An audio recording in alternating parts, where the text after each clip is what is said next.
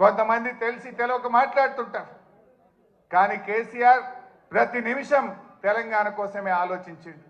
ఈ మధ్యలో రేవంత్ రెడ్డి మాట్లాడుతుండు, నేను 2020 మ్యాచ్లు ఆడుతున్నా అంటుండు. నువ్వు 2020 ఆడతావేమోగా, నువ్వు 2020 ఆడవు.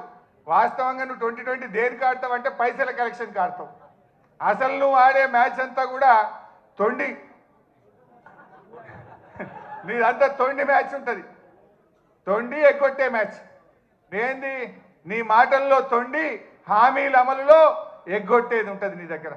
కానీ కలెక్షన్లో మాత్రం 2020 ఆడతావు నువ్వు. ఎందుకంటే నువ్వు ఎన్ని రోజులు ఉంటావో నీకే తెలియదు. ఆగమాగం ఉండవు నువ్వు.